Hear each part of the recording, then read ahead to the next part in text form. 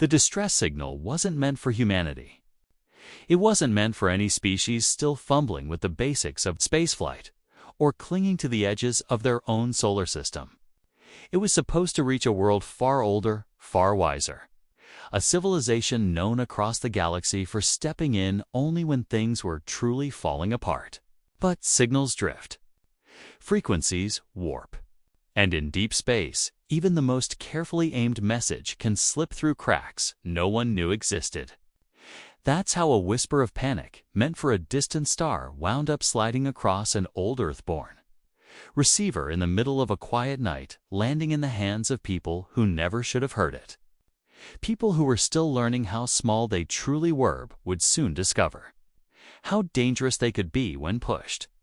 The message came through as a soft hum at first, barely enough to wake the technician dozing at his desk. It wasn't even his shift, but he liked the silence of the night, the way the world felt paused. He rubbed his eyes and leaned toward the monitor as waves of static flickered across the screen. The sound sharpened, flattening into a steady pattern, and something in it made his chest tighten. Human instinct had a strange way of recognizing fear, even when wrapped in alien tones. He adjusted the dial, expecting interference. Maybe a rogue satellite bouncing signals in ways it shouldn't. Instead, the hum split into words, broken, trembling, and absolutely not human. He froze. For a long second, he didn't breathe. The signal shouldn't have been possible. The array he monitored wasn't designed for deep space. It wasn't strong enough, smart enough, or powerful enough. Yet the voice returned, clearer now, and what it said made his stomach drop. It was a distress call. Someone, somewhere out in the vast unknown, was begging for help. The message carried urgency, pleading, and a certainty that whatever danger they faced was not small and not slow. Whoever sent that signal had sent it believing help would come instantly. They had no idea it had landed on a planet still arguing about whether it could survive its own future. He replayed the message 3 times, just to convince himself it wasn't a prank. By the 4th replay, his hands shook. He knew exactly what he had to do. He also knew his world would never be the same after this night. But something deeper, something stubborn and human told him ignoring it was not an option. Humans had always been this way, curious to a fault, drawn to danger, driven by the belief that even the smallest voice deserved to be heard by morning. The call had reached a small circle of people who understood the weight of it. They weren't soldiers or politicians. They weren't scientists trying to rewrite history. They were quiet thinkers, engineers, and observers who'd spent their lives studying signals from distant stars, hoping for patterns, waiting for proof. Now they had something far more intense, a plea for rescue. They listened to the message again and again, each time decoding a little more. The sender was injured. Their ship had been attacked. Something powerful had torn through their defenses, and the coordinates embedded in the transmission pointed to a location far outside. Human reach unless humanity pushed past its limits. The group argued for hours. Some said it was reckless. Others said it was destiny. One insisted that stepping into a situation beyond their understanding could trigger consequences Earth wasn't prepared to handle. Another countered that walking away could do just as much damage. Human history was filled with choices like this moment where risk was unavoidable, and every path carried danger. But the signal wasn't just a cry for help. It carried fragments of data, star maps far more detailed than anything humans had. Energy signatures that made no sense, hints of a threat moving through space with terrifying silence. Whoever sent the call wasn't just trying to survive. They were warning whoever listened. Something had awakened in the dark. The message described it only in shapes and impressions and outline. A sound, a shadow large enough to blot out whole ships. Whatever it was, it didn't speak. It didn't negotiate. It didn't want territory or resources. It simply consumed. One of the engineers whispered that maybe the sender didn't want help, but witnesses. Someone to know what happened. Someone to continue the fight if they failed. The group grew quiet after that. Still, humans were stubborn. They had a habit of stepping into storms they didn't belong in. And maybe because they were so used to fighting their own battles. Or maybe because curiosity trumps fear in the human heart, they decided they had to respond. They didn't have a proper ship, not by interstellar standards, but they had prototypes, polished, unfinished vessels layered with experimental tech that had never been tested beyond simulations. Launching one was dangerous. Space didn't forgive mistakes. But there was a silent agreement in the room. Humanity would not be the species that ignored a dying voice as preparations began. Strange effects started spreading across systems worldwide.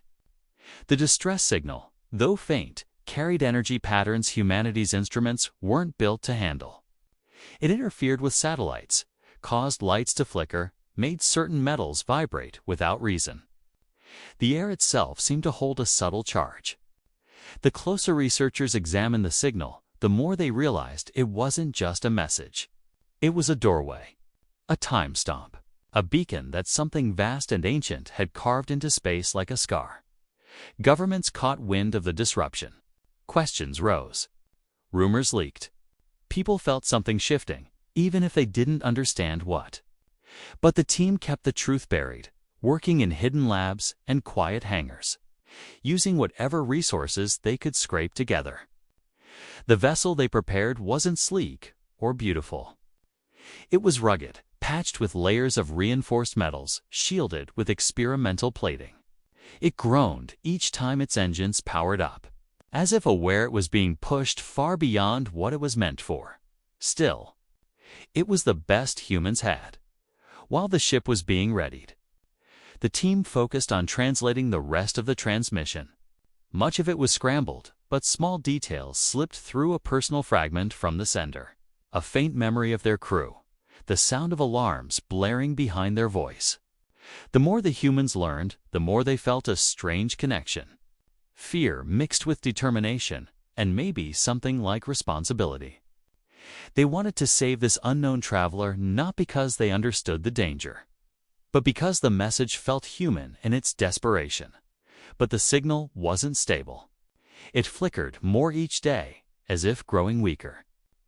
Then came a moment none of them expected, a second transmission. This one was shorter, harsher, filled with static and noise that clawed at the speakers. The voice was still there, but broken, struggling. And layered underneath, almost too faint to detect, was another sound. A low, rumbling vibration that didn't belong to any known engine or creature. The sender was no longer alone. Fear rippled through the room as the sound grew louder, deeper, like something breathing through the dark. The technician who first heard the message felt a chill race through him. He didn't need a translation to understand the meaning. The creature, or whatever it was, had found the ship. The distress call had turned into a final message, not for rescue, but for warning. The ship humanity built was almost ready. But now they had no idea what waited at the coordinates. They didn't know if the sender was alive. They didn't know if the creature was still there. They didn't even know if going out there would save a life for end millions. Yet stopping wasn't an option. Not anymore, because the last words that came through the transmission cut through all doubt. Someone, please, anyone listening, don't let it reach another world. And then the signal cut out. The technicians stared at the silent monitors, their hearts pounding. The ship stood ready on the launch pad, engines humming softly beneath layers of metal. The team knew they had only one chance, and no more time to debate. The unknown was calling. Humanity had answered. They didn't realize that by doing so, it already changed the galaxy, and by the time they discovered what truly awaited them out there, it would already be too late. The silence after the signal cut out didn't feel natural. It clung to the air like dust after an explosion, heavy and refusing to settle. The team stood frozen around the monitors, each one trying to process what they had just heard. It wasn't just a plea anymore. It was a warning from someone who knew exactly what was coming. And even though they had never seen the creature or understood the full threat, the fear in the sender's voice was enough to tell them humanity was stepping into something far larger than themselves. The technician who discovered the signal in the first place kept replaying the last few seconds in his mind. The way the voice cracked, the tremble in the static, the faint vibration beneath the words that felt almost alive. He couldn't push away the image of the sender trapped in their dying ship, surrounded by darkness, speaking into the void, hoping anyone would hear. Maybe the voice had never expected a response. Maybe they were just trying to leave something behind. As the team moved away from the monitors, whispers filled the room.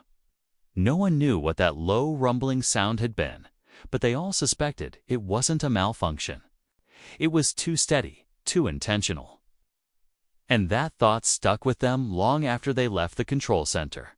Work on the prototype ship doubled, then tripled. The engineers barely slept. The launch crew stayed on standby, ready for a takeoff no one was sure was wise. It felt strange preparing for a mission with no certainty, no clear objective, and no idea what kind of enemy might be waiting at the other end of the galaxy. They didn't even know if the coordinates were still accurate. Space changed, things moved. And if the sender's ship was drifting, they might be chasing a ghost. But they kept going because that's what humans did. They pushed forward even when the odds mocked them. The ship's interior was cramped and unfinished. Wires twisted down the walls like vines. Panels flickered. Some systems still needed manual overrides because automation wasn't stable enough yet. And yet, despite how rough it looked, there was something oddly comforting about it. It felt real, built by hands, built by will, built with the kind of stubbornness that made humans leap into the unknown long before they were ready. The crew chosen for the mission wasn't large, just for people, each picked for reasons that had less to do with rank and more to do with temperament. They needed people who could adapt, stay calm, and think fast in impossible situations. People who didn't freeze under pressure. People who didn't need everything explained to them to follow their instincts. One of them was a quiet engineer who had helped design the propulsion system. Another was a communications specialist who had spent months studying unusual cosmic patterns.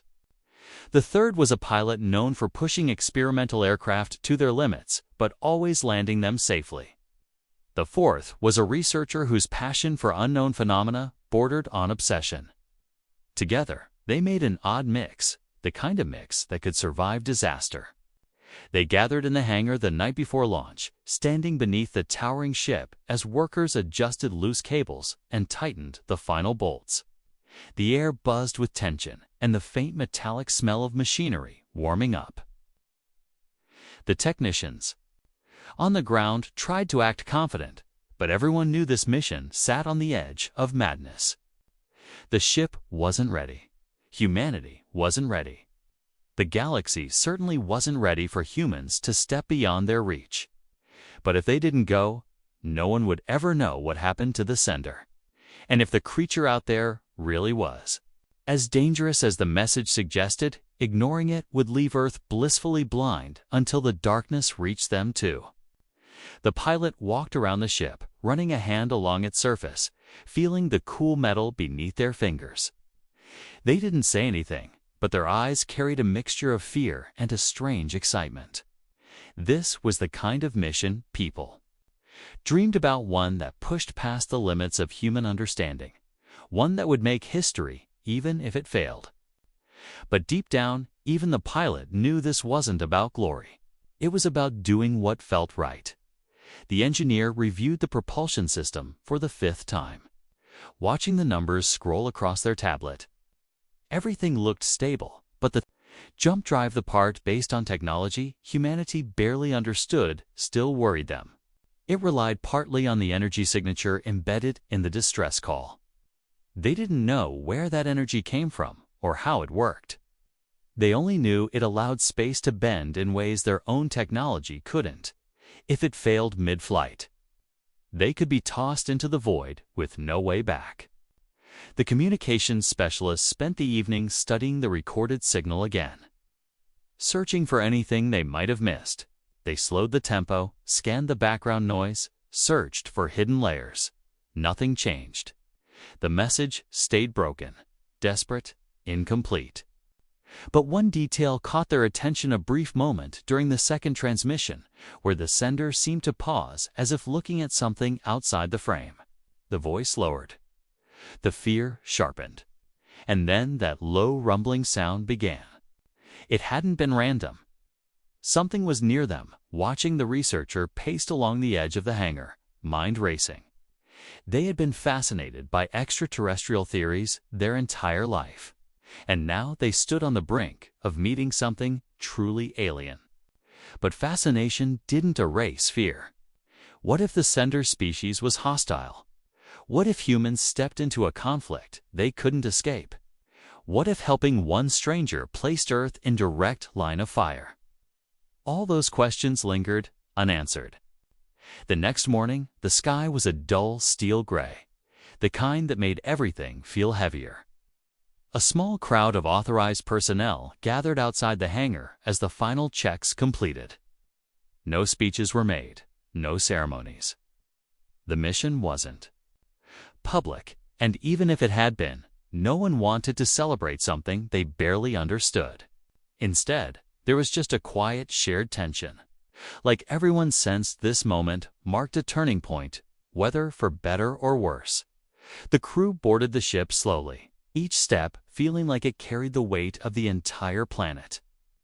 Once inside, the pilots settled into their seat, adjusting controls with steady hands. The engineer strapped in near the core system readings, monitoring the jump drive's temperature. The communications specialist connected their equipment, ready to track any distant signals once they left orbit. The researcher sat near the front, staring through the narrow viewing window at the clouds hanging over the launch site. The engines powered up with a low rumble that vibrated through the hull. Lights flickered in the cabin, but stabilized. The air felt charged, as if the entire ship were taking a nervous breath. Then the jump drive activated. It didn't roar or flash. Instead, the world outside the window bent, stretched, and folded inward like a sheet pulled too tightly. The crew felt a pressure deep in their chests, not painful, but unsettling, like gravity had shifted direction.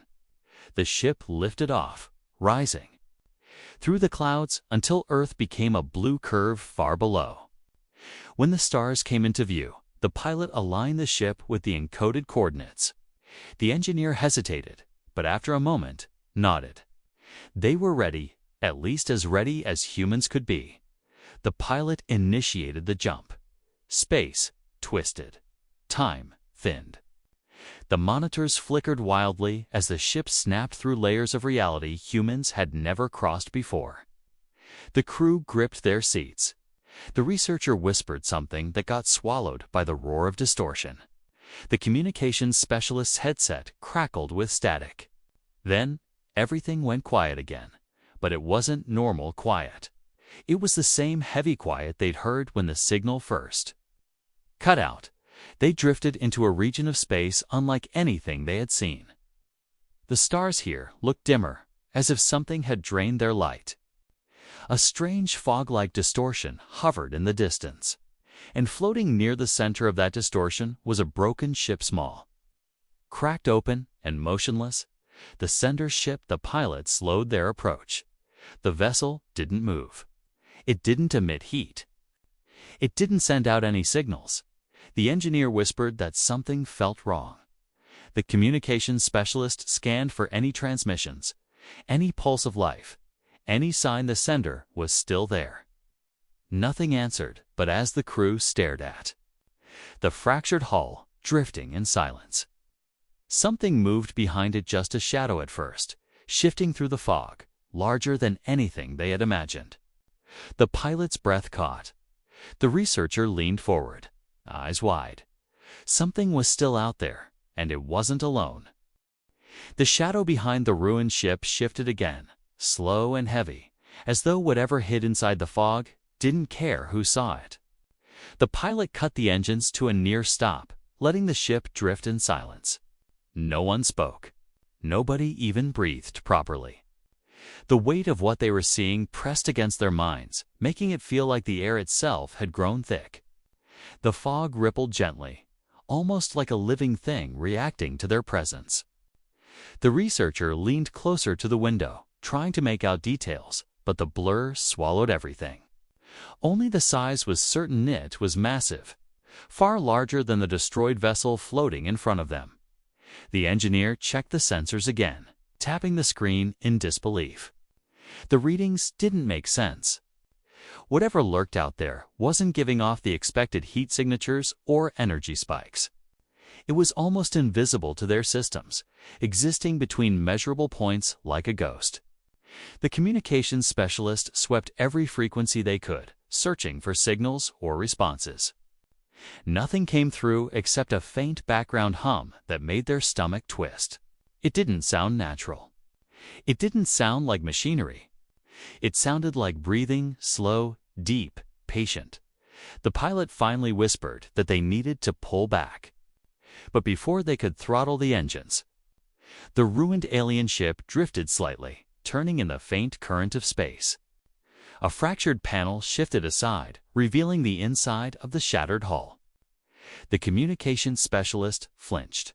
Something had torn straight through the center of the vessel, slicing it open as if cutting paper.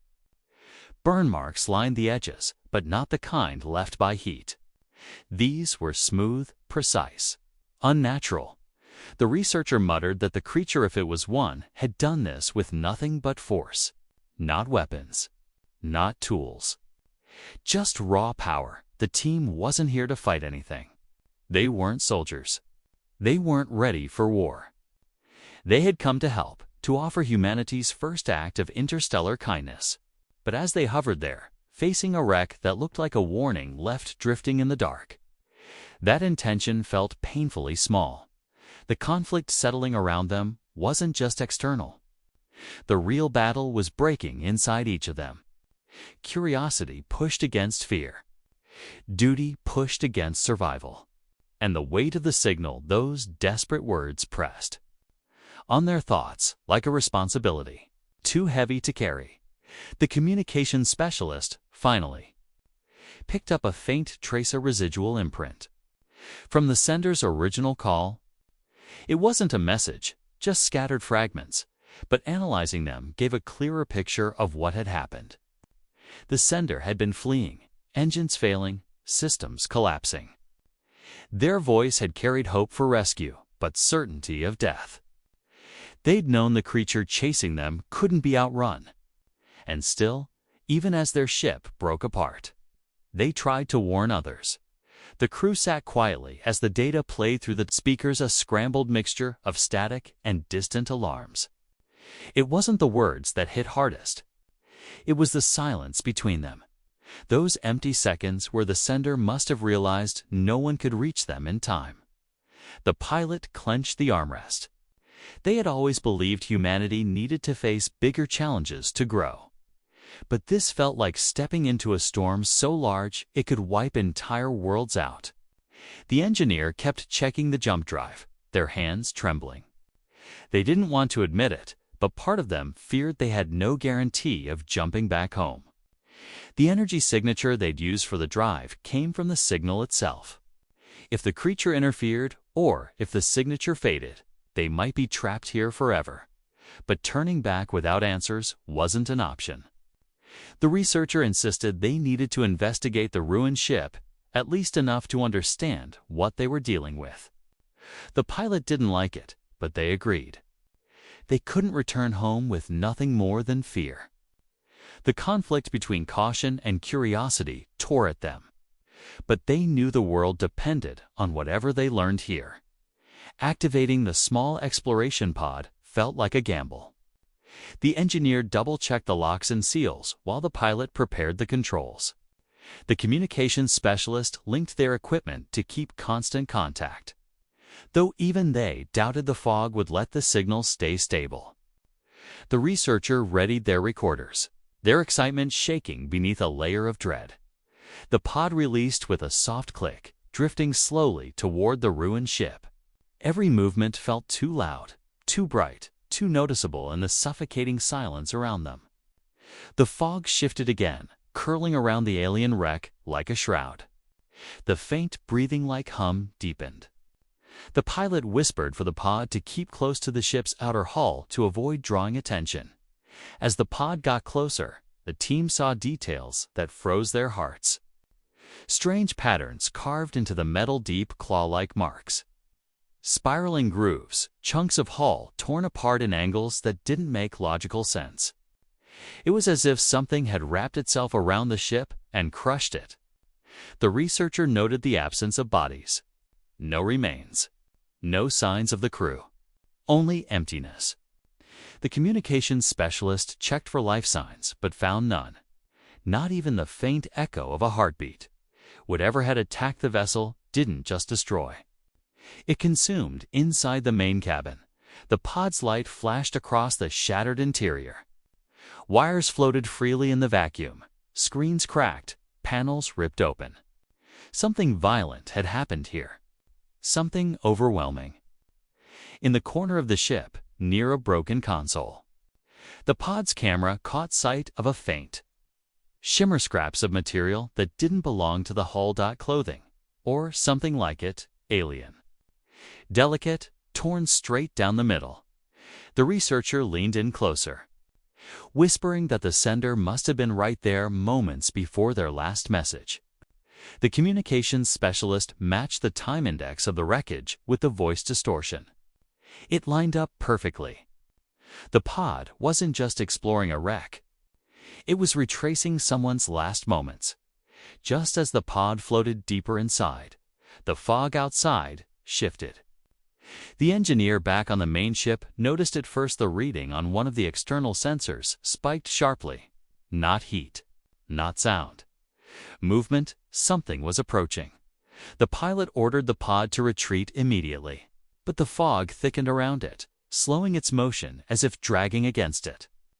The crew tried boosting the pod's propulsion, but the resistance grew stronger. The fog wasn't just vapor. It behaved like a field, gentle when distant but suffocating when intruded upon. Another ripple passed through the fog. A large, slow tremor. The communications specialist's headphones filled with static for a moment before the low breathing hum returned. This time closer, louder, almost layered with a second sound beneath it. A faint crackling like bones shifting. The pod cameras flickered. The pilot shouted for emergency retrieval, slamming the controls. The engineer powered up the magnetic tether. The pod jerked violently as the ship pulled it, fighting against the unseen force. For a moment, the fog resisted so strongly that the ship itself strained, metal groaning. And then, suddenly, it let go. The pod shot back toward the ship, slamming into the docking locks. The outer hull shook from the impact. The engineer secured it quickly, sealing the chamber shut. Silence fell again, but the heavy breathing sound still echoed faintly through their sensors. The pilot didn't wait. They fired the engines and put distance between their ship and the ruined vessel. But as they pulled back, the fog parted just enough for them to see a shape behind the wrecks, something long, gliding, almost fluid. No eyes, no clear outline. Just a mass of shifting darkness, and then it retreated into the fog again. No one spoke for a full minute. They had seen only a glimpse. But it was enough to understand the truth. The creature wasn't just a predator. It was something that fed on ships, on energy, on life. Something that drifted through the galaxy like a storm, searching for fuel, and it had noticed them. The pilots steadied their breathing and kept the ship moving, trying to stay outside the fog's reach. The communications specialist struggled to keep the signal stable as interference rose. The engineer checked the jump drive again, their hands cold. The researcher stared out the window, heart pounding, already thinking ahead. Because as terrifying as the creature was, something else gnawed at their thoughts: the sender's final message hadn't just been fear, it had been urgency. Don't let it reach another world.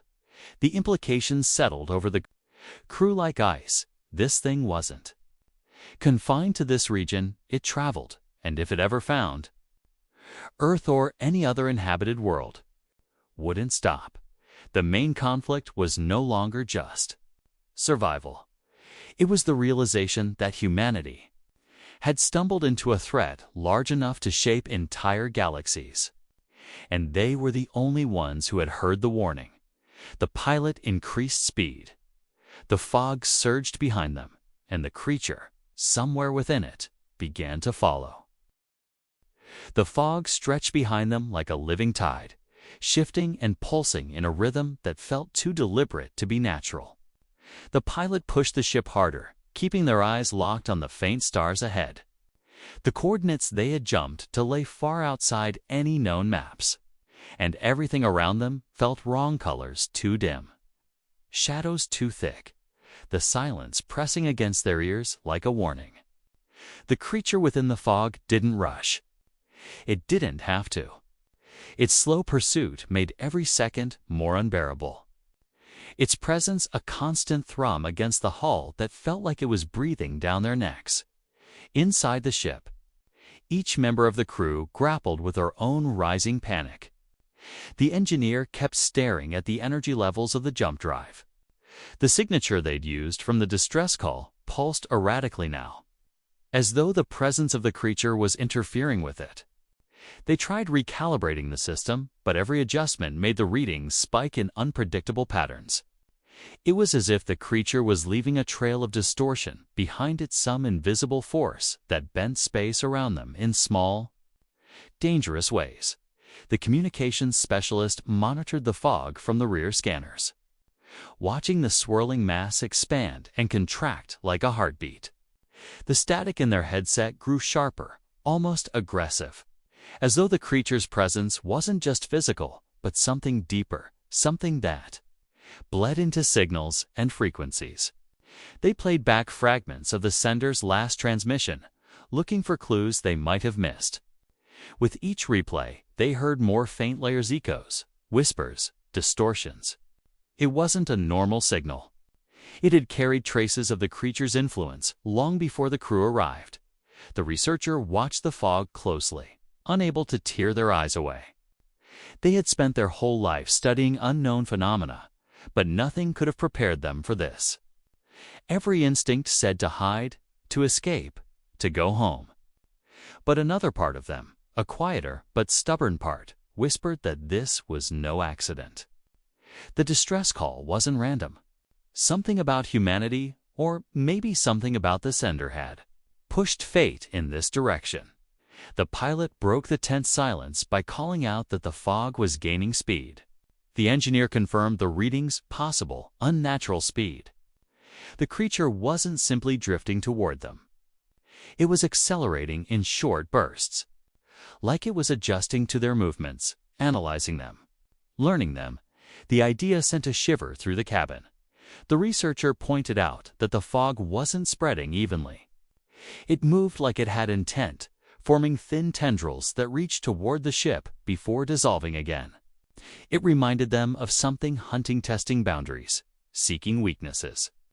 The communications specialist swallowed hard, realizing that the creature might not just be tracking them externally. It might be tracking their systems, their frequencies, their energy output. A soft thud vibrated through the ship, faint but enough to make everyone jump. The pilot checked the radar: no contact, no physical object near them. The engineer insisted the ship hadn't been hit. The jump drive hadn't flickered. But the sound came again, closer, like something brushing its massive presence against the hull. The pilot cursed under their breath and corrected their course. They needed distance, any distance, before the fog swallowed them whole. But each time they adjusted direction, the fog shifted with them, mirroring their movements like a predator matching the steps of its prey. The conflict grew inside the ship. Not just from fear, but from the secret none of them wanted to say aloud. They were running, but they didn't know where to run to. There was no safe haven, no nearby planet, no known outpost. This region of space wasn't mapped. It wasn't supposed to be reachable. The jump drive could take them home only if it held long enough, and right now, its energy signature was shaking like it was unraveling from the inside. The engineer finally admitted that if the signature collapsed, they wouldn't be able to jump at all. They'd be stranded in a place where the stars barely gave light and a creature older than anything humans had encountered moved freely in the dark. The pilot didn't respond. They couldn't. All they could do was fly.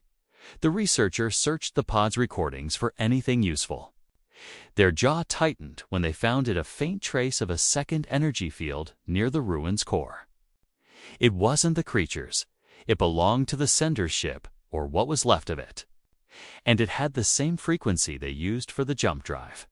The one embedded in the distress call, meaning there might still be something inside that wreck the creature hadn't destroyed, meaning the sender might have left. More than a warning, the researcher shared the discovery quietly, careful not to spark panic. A part of the team wanted to turn back. They were desperate for answers, desperate for any leverage, but the pilot refused. Turning back meant flying straight into the fog, straight toward the creature. They needed another Pathini path. Then the fog ahead of them surged, expanding outward in a sudden wave. The pilot swore and swerved to avoid it. But the wave moved faster than the ship, sweeping across their path like a curtain closing. The sensors screamed warnings as the fog wrapped around the side of the vessel. Lights flickered inside the cabin. The ship shuddered violently, metal groaning as if something unseen pressed against it. The communications specialist shouted that the interference was spiking off the charts. The static deepened into something almost like a growl. The engineer yelled that the jump drive stability was crashing, dropping in dangerous increments. If it hit zero, the system would shut down completely. The fog darkened outside the windows, spiraling like coils tightening around them. The pilot fought the controls. But the ship felt heavier, slower, as though gravity itself was shifting. A low vibration pulsed through the hull, steady, rhythmic, patient. The creature was close. The researcher leaned over their screen, searching for anything, any clue, any opening. They found one. A faint fluctuation in the fog, a small gap forming near the right flank of the ship. It was unstable, but it was real. A narrow channel the fog hadn't fully sealed yet. The pilot spotted it a second later and veered the ship sharply. The vessel jolted violently, alarms blaring, engines straining. The fog scraped against the hull with a rough drag that felt like claws but made no physical marks.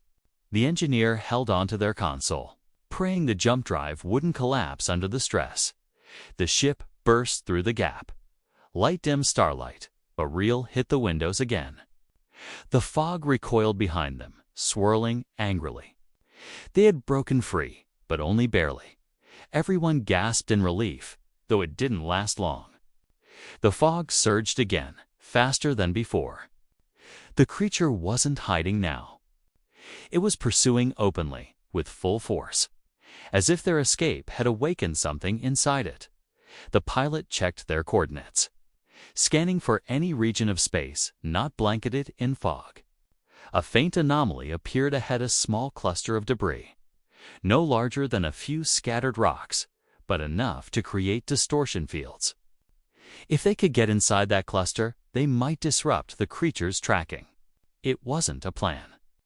It was desperate improvisation. But they had no other choice. The crew braced themselves as the pilot pushed the engines past safe levels. The ship vibrated in protest. The lights dimmed.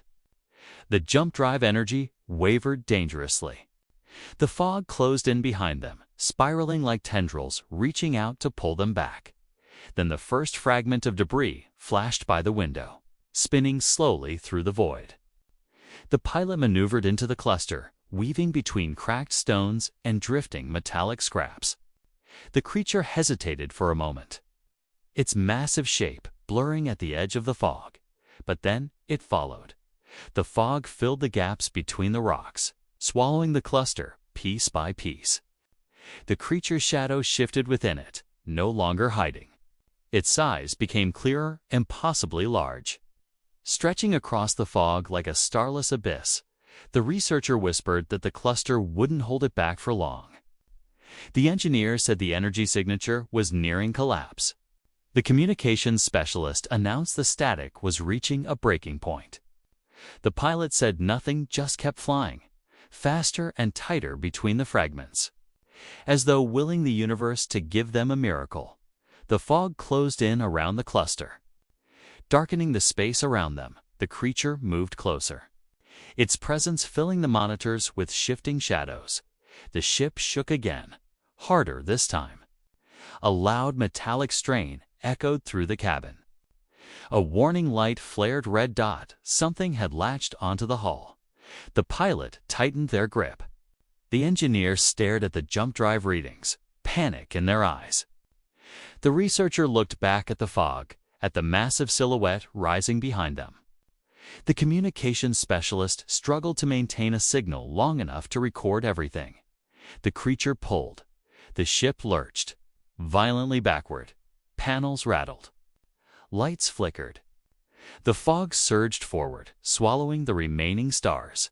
The pilot shouted that they couldn't break free. The engineer yelled that the jump drive was seconds from collapse.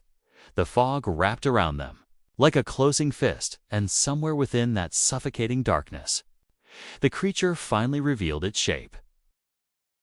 The blast of white light faded slowly, and for a moment the crew couldn't tell if they were standing on solid ground or still drifting somewhere between realities.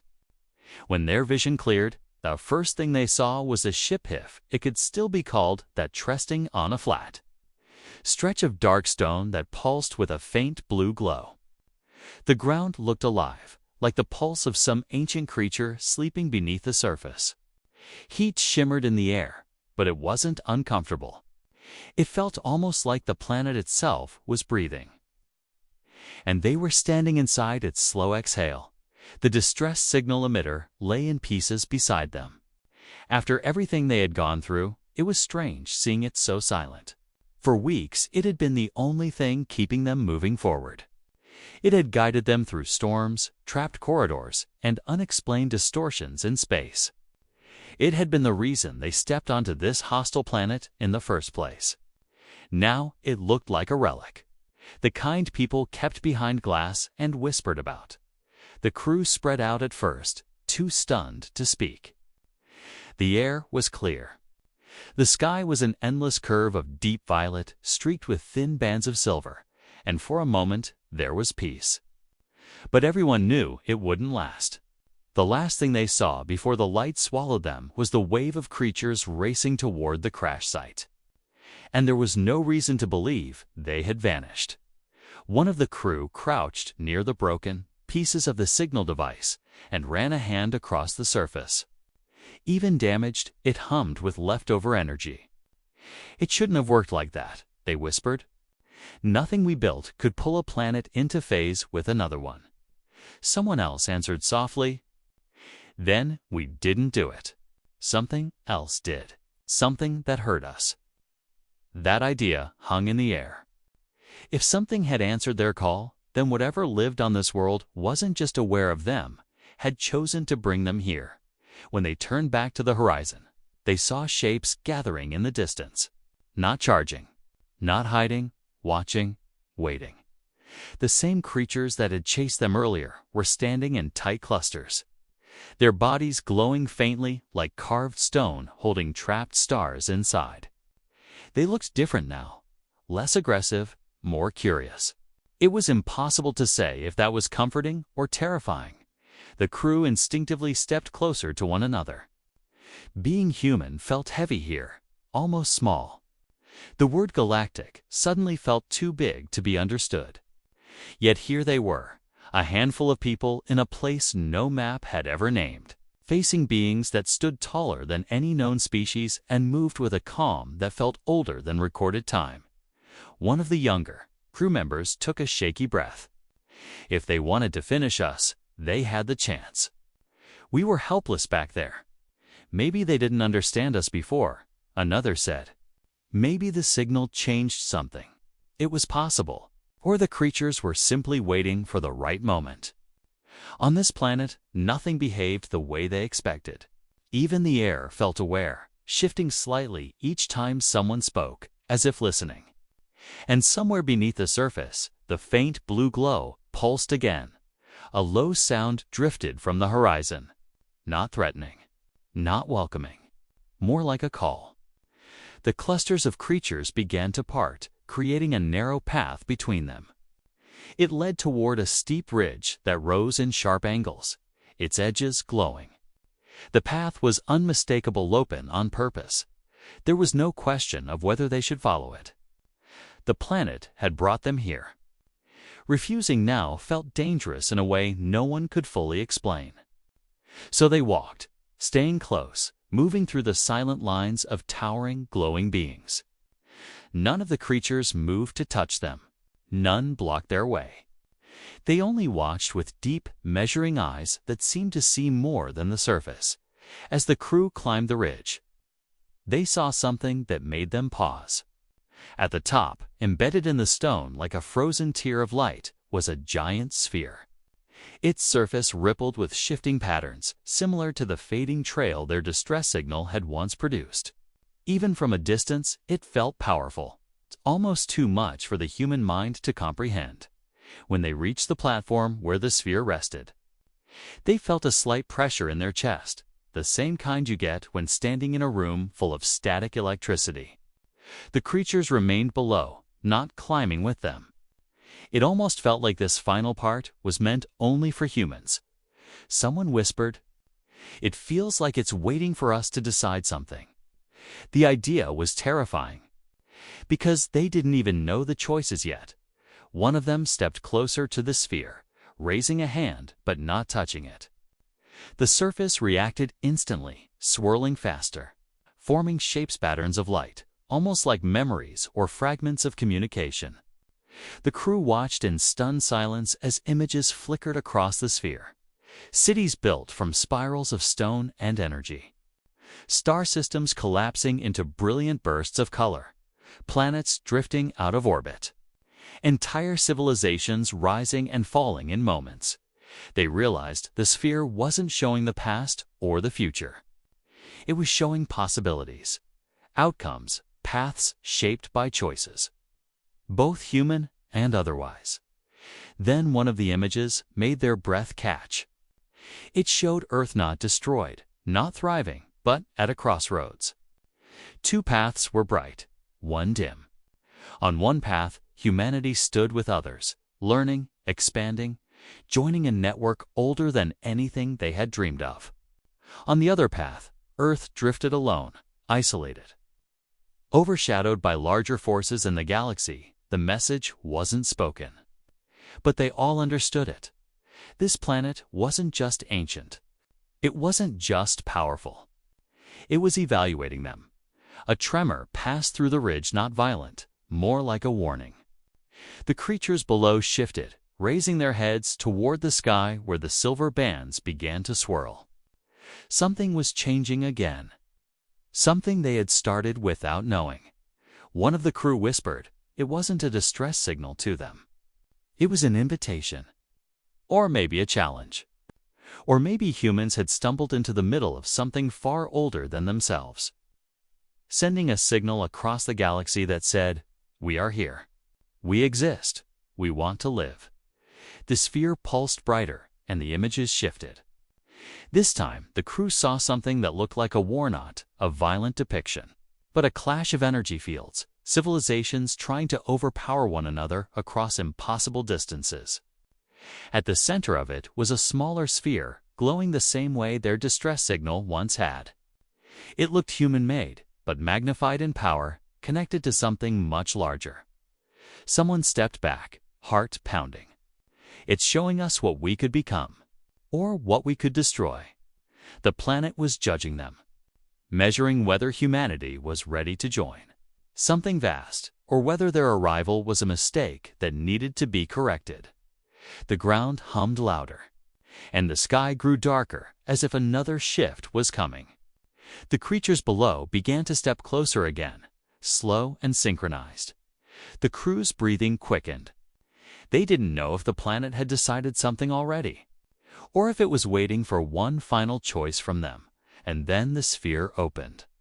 Not physically. Surface simply parted like unfolding light, revealing a center filled with swirling white energy that reached out, curling like a hand made of pure motion. The crew stumbled back, but the energy didn't strike.